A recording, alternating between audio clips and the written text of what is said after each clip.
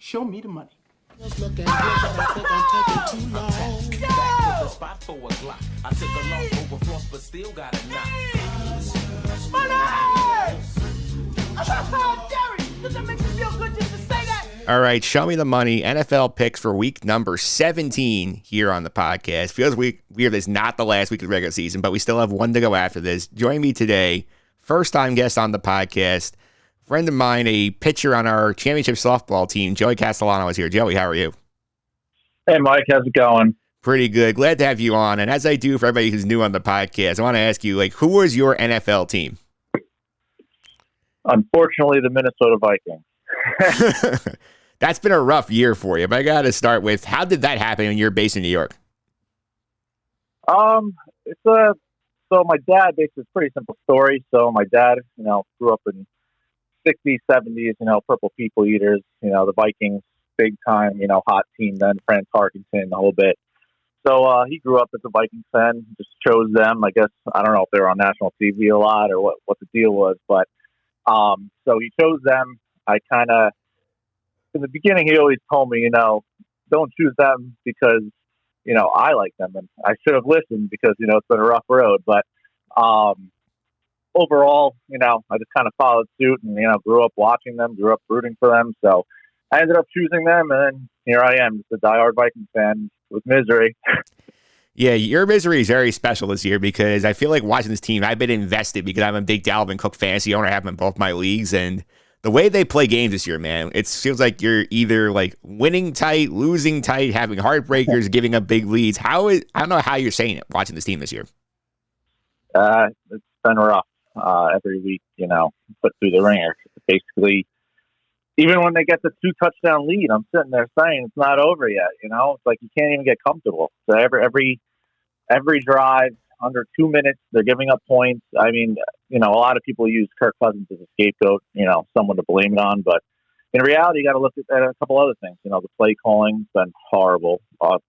Clint Kubiak, Gary Kubiak's son, is offensive coordinator. He's been, sometimes it looks really good. And then, if what the thing is, usually when they have the lead, he's the worst play caller in the league. And then when they're down 2 touchdowns, he's playing the game as if they're winning the game, and he gets aggressive. And, we just can't, put the clamp down on teams. And it's been very frustrating to watch. And, defense is another part of it too, where they look great at times. And then, they lead the league in sacks. They got 0 this week, but before this week, they were leading the league in sacks. And now it's at the point where, it's just under 2 minutes. I think they have the worst point differential, or they gave up the most points in the last 2 minutes of the half and full game combined. Where I actually saw a stat the other day before this week. I don't know if it applied to the last 2 weeks, but if they just didn't give up those points at halftime, if you just uninclude all those, I know it's part of the game and everything, but if you take those points away, they're 12-0. So everything that the games come down to those last 2 minutes defense. It's just been, and Kirk Cousins has been playing great this year. I mean, it sucks. He threw up a flat dud the other day versus the Rams, but he's been pretty solid overall. And he's been bringing them down to game-winning drives. I mean, granted, it is what it is. I guess I could go on for hours on this. Yeah, you clearly could. I want to ask about that Ram game specifically because obviously I was locked in on the very drunk Jaguar games. I did not get a chance to see much of the Viking game there. Can you tell me what exactly happened there? How did this thing with the Rams play out? So the defense, for once, looked amazing, where they just can't click at the same time. The defense came out looking pretty good overall. They got 3 interceptions, and you still lose the game. You win the turnover battle, and you still lose the game. The offense came out really flat. Kirk Cousins threw up the dud, like I said earlier. Obviously we had no Dalvin Cook, which is a huge factor. Madison's good, but, Dalvin Cook is, a big aspect of the offense. And when he's out there, it's just a game changer. So, Justin Jefferson broke that single season or 2 seasons record for receiving yards, which was pretty nice. A nice little record breaker there to, give us a positive light. But overall, the offense just looks like a dud. So, it's usually what it's been. It seems like it doesn't click all at the same time. When the offense finally clicks on, take the lead or something, then the defense just, lets the other team right down the field in the in the last 2 minutes. So just on whatever side of the ball kind of screws up the following week, you'll see. But it's just been brutal. It's been like you just every week it seems like you're down to the last 2 minutes, standing up over the TV waiting to see what's going to happen. Yeah, it is kind of Groundhog's Day for the Vikings this year. And I think this Sunday night they get the Packers in there, and they're basically just about they have to win out to have any shot at the playoffs. They beat Green Bay once. Green Bay's going for home field, and I can't imagine it's going to be a fun spot for the Vikings this week. Yeah, it's going to be tough. I mean, you got Rodgers in prime time. I was hoping the game was going to get flexed out, to be honest with you. But we got Rodgers in prime time. I mean, the Vikings, this is one of those things where, the playoffs are on the line, which has happened the last few years. And I've seen them come out pretty flat before, and then you've seen them come out looking like they want to win and make the playoffs. But we'll see what kind of Vikings team we get. And like I said, it's Rodgers in the playoffs, so I mean, my hopes aren't too high right now. But, I mean, the Vikings have done good against Rodgers and the Packers in the last few years. But, I mean, we'll see. I don't have a lot of hope going into it. It kind of sucks because they do need to win these next 2 games to make the playoffs and then have a lot of help with it. So I think they need one Saints loss in the next 2 and Eagles loss in the next 2. And if they win both, they'll sneak in. But it's asking a lot. Yeah, it is. But we'll see what happens with the Vikings. Let's get to the picks. It's the reason why you're here this week. My good buddy Joe D'Aloisio was here last week. He went 2-1 on the week. He had the Colts +2 against the Cardinals on Christmas. The Bucks laying a 10.5 against the Panthers. They won that one running away. He had the Patriots laying a 2.5. They lost to the Bills, lost the division. And frankly, Joey, as a Jet fan, I'm very happy that he just got that one wrong. Yeah, I hear you on that one. Yeah, because I'm sick of New England having just everything go their way. I like to see them suffer a little misery for once. Yeah, I actually loved the Bills last week. I felt like they were going to come out after that, that snowy, windy game they had a couple weeks ago, and losing that tough one. The Patriots only threw the ball. What was it, like twice or something ridiculous? Yeah, so, 3 times. Yeah, 3 times. So honestly, I kind of looked at it. I was like, I think the Bills are going to come out with a little different, chip on their shoulder and get this one done. So it was nice to see that they actually looked pretty good out there and, took the lead of the division, because I'm kind of pulling for the Bills in that one. Yeah, for sure. I had a 2-1 week as well. I rode with Joe on the Colts. We went +2 together. We both got a win there. I took my Jets laying the points. Despite all the COVID stuff, I got a win there.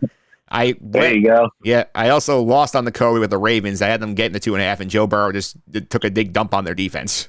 Oh, my God. Joe Burrow, that game was awesome to watch. I mean, what was that, 530 yards, something like that. It was Higgins, receiver, had a great game, too. That was really good to watch. Yeah, T. Higgins was a fantasy week winner if you started him last week. Oh, yeah. I think he had like 30 points or something, like 3 touchdowns or something like that. Yeah, it was quite a ridiculous week. So, on the year, Team Challengers is 20-27-1. It's been a rough year. This year's been hard to pick. I'm only 25-23. I'm barely over 500, and we'll get this going here. We'll see if you can keep pushing the momentum forward for Team Challengers. So, as the guest, you're up first. Where are you going with your first pick of the week? All right, so let's start this off right. So, the first pick I'm going to go with is the Los Angeles Chargers, and they are -5.5 to the Denver Broncos. I just kind of think, they got smoked up by the Houston Texans last week. I think they'll turn it around and get this win. I'm hoping they cover the spread. This is something just like if I was to look at it, maybe take a money line, but I think the 5.5 I like. I think they could beat the Broncos by a touchdown. Drew Lock has not looked good at all, so I do like the Chargers this week. Yeah, you're a brave man taking the Chargers. I think it's probably the Viking blood you have. You're willing to make that pick. I'm going nowhere near that game. Yeah, no, I think that's what it is. I like to take the risk out there, but I think they're going to have a bounce back week. All right, where you going with pick number 2? Pick number 2. So when I was looking at this, I made the pick. It was 15.5, but I'm going to go with the points with the Texans. Even I think it's either at 13 or 13.5, whatever site you're looking at. I'm going to go with the Texans, though. I think they've been looking pretty good, but that's a lot of points and the Niners are facing that Jimmy Garoppolo injury, which is the same injury as Russell Wilson, or very similar. Hoping for the Vikings' sake, he's out for a few weeks. We might need some help there too. So I'm going to actually go with the points from the Texans, and hopefully the Davis Mills train continues to look strong. Yeah, I'm looking at that one right now. It's 13.5 points at home, and that's a big number. So if he has to miss that game and Trey Lance is starting, like the Texans, you said, they've been feisty. I like that pick. Yeah, I mean, I'm kind of going off the Jimmy Garoppolo injury too. I mean, hopefully it's a lot of points. That's what I'm banking on here. All right, that's for sure. That's pick number 2. Where are you going with pick number 3? So pick number 3, I'm going to go with the Washington football team plus 3.5 or plus 4. Get that point. Get those points over a field goal. Key number. At home dog. The way I'm looking at this one is pretty simple. They just got embarrassed on Sunday Night Football. And in division rivals with the Dallas Cowboys, one of the biggest rivals in football. It was embarrassing. They got destroyed. It was over before it even started. Now I'm looking at them to come back here, quick turnaround versus the Eagles, division rival. At home, playoffs are on the line for basically both teams. And I think Washington shows up here. I think at least covers the number, keeps it a close game. So I like Washington a lot in this one. But yeah, and we need a little help too as a Vikings fan. So I like the Washington win. Yeah, that would be definitely good for you. Your picks are on the board. I'm up now. Pick number 1. I'm going to go against your team. I'm taking the Packers laying a 6.5 on Sunday Night Football here. And I think this is a spot where I think Dalvin Cook might not play this game. He's not off the COVID list. And I think Green Bay remembers Week 12. They are playing for the NFC North title, NFC home field advantage here. Aaron Rodgers will have a big spot here. I'm sorry, Joey. I think they're going to get blown out here. I'm going to take the Packers laying the points.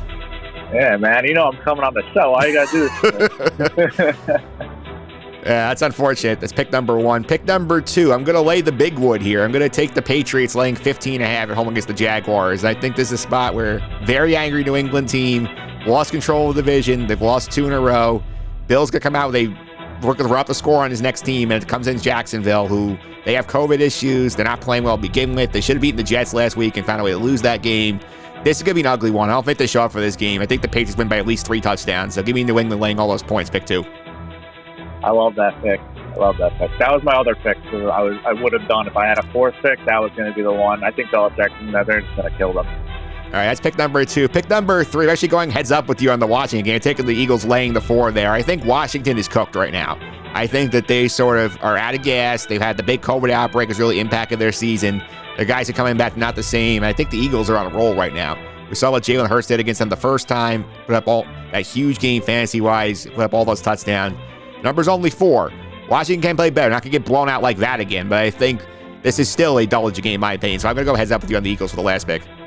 So you're going to take against the Vikings, and you're going to go heads up on me in the last pick. Hey, it's but no, I agree. I mean, it could go either way. That one's a flip-flop, but yeah. And the Viking one, I would probably, if I wasn't a Viking fan, hammer the Packers with you. All right, so to reset the picks here, Joey's going with the Chargers laying 5.5 against the Denver Broncos at home. The Houston Texans getting 13.5 against the Niners in San Francisco. The Washington football team plus 4 at home against the Eagles. I'm taking the Packers laying the 6.5 against Joey's Vikings. The Patriots laying 15.5 against the hapless Jaguars at home.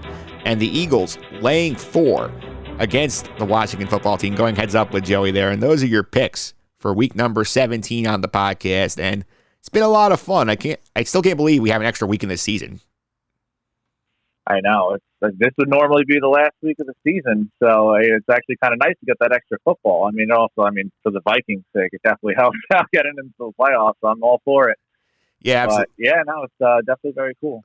Yeah, and usually this is the spot where I announce next week's guest. I don't have one yet because it's still early in the week. I'm working on a few options. I will tweet out once I have confirmation. But Joey, I want to thank you for all the time. I really appreciate it.